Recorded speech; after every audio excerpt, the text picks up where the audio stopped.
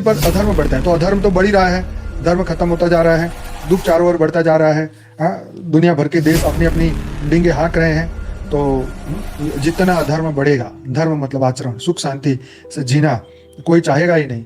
अधर्म जितना, धर्म खत्म होता जाएगा, वायु अस्थिर होगी और तूफान, महामारी, अग्नि और प्रलय, ये सब वायु के विकार है। तो वायु के विकार होंगे और ये सभी चीजें होगी।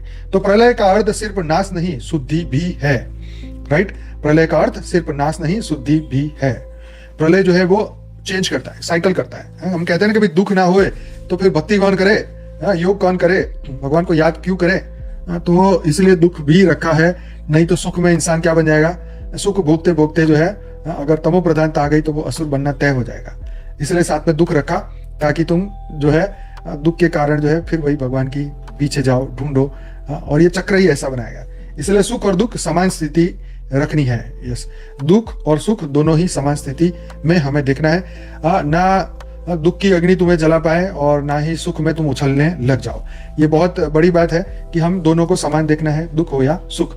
ये अगर दिमाग में रहेगा तो फिर क्या है कि परिस्थिति को समझना आपके लिए भी आसान हो जाएगा। तो ब्रह्म ऋषि क्या कहते हैं? ब्रह्म ऋषि कहते हैं जैसे वशिष्ठ है, नारद है, भृगु है, उन सबका एक ही स्वर है। क्या है? सृष्टि को बदलने के लिए भीड़ नहीं, स्थिति चाहिए। क्या? सृष्टि को बदलने के लिए भीड़ नहीं, स्थिति चाहिए। बहुत बहुत बड़ी बात है। ऑब्वियसली हम देखते हैं जो जानवरों वाली आत्माएं जो मनुष्य बनी है वो तो क्या करेगी, कुछ नहीं कर सकती। तो तमो प्रधान बन चुकी है और बस जानवरों की तरह जीवन जी रहे हैं। उनसे हम क्या आशा रखेंगे बताओ? उनसे कोई आशा नहीं रख सकते। मतलब भीड़ से कोई उम्मीद नहीं है। तो स्थिति चाहिए, पर किन की चाहिए? बीज रूप आत्माओं की, दिव्य आत्माओं की, जागृत आत्माओं की, 33 कोटि देवताओं की। मंदिर में बैठा हुआ देवता ही अगर माया में मस्त है तो फिर भक्तों का क्या होगा? तो वो कह रहे हैं ना कि अगर बादलों ने ही अपना घर बसा लिया तो धरती वाले तो प्यासे ही मर जाएंगे। तो वही वाली बात है।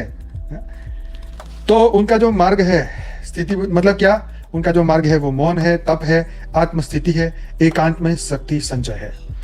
बहुत बड़ी बात है कि मौन में रहे, तप में रहे, आत्मस्थिति में रहे, एकांत में शक्ति संचय करे। ब्रह्म ऋषि कभी आंदोलन नहीं करते, वे स्थिति बदलते हैं और युग बदल जाता है।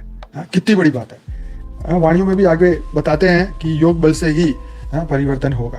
और बापूजी भी कहते हैं कि योग बढ़ाओ। कल भी हमने बात करी थी, योग का दान करो, अपने समय का दान करो। कैसे दान करोगे?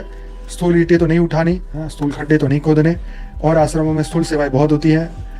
तो यहाँ पर इतनी सेवाएं नहीं है, इसलिए योग दान करो, संकल्प का दान करो, मेडिटेशन करो।